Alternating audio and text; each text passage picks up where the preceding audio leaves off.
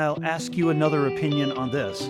So that is what podcasting is. It's not a group coming together, but it's Yeah. that human to human. Yeah. Every single week, we're going to produce a podcast episode. So every week, we talk to somebody that is in the community of who we sell to. And, Love and it.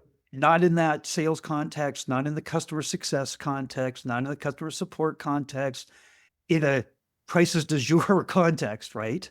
Yeah. Learning. And what's phenomenal about that, and like when you brought that community together, you don't know what you're going to get out of it.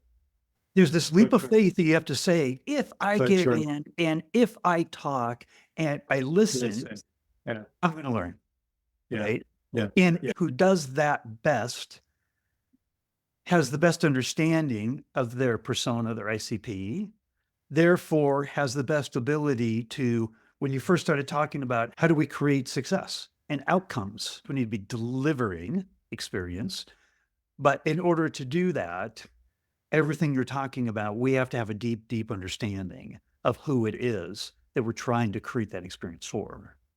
Absolutely, Stephen. I think you give the prospect or the customer a glimpse of what that experience is going to look like by having that thought leadership, consultative conversation. And I always tell my team the best way to build credibility with customers is when you're coming up from a place of curiosity, right? And you just tell the CFO or whoever, your CISO or CIO or whatever the persona that you're talking to is, rather than asking them what are the top three things that are keeping them up at night, is you tell them, you say, look, I just did a customer advisory board meeting and 20 CIOs showed up and three ideas or three issues that actually emerge. And number one, number two, number three, does that resonate? Are you Right. Right. And they immediately go, whoa, this guy's speaking my language. And he just said that he talked to 20 other CIOs. I think I should get connected to this community. All of a sudden they're thinking, Yes. because the more of these conversations that you have, not only you are being more educated about your persona, but also it helps you ask the right questions. Salespeople make this mistake. And I always tell my team, I'm like, don't lead with the product and the features and the functionality. Like you said, like we can do all those 10 things.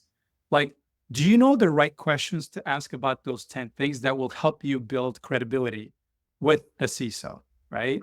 Because CIOs, like I'm a CRO, I get a lot of sales pitches. And when the other person on the call is really asking smart questions to me, really gets down to the nerve, like it touches a nerve. You know what I mean?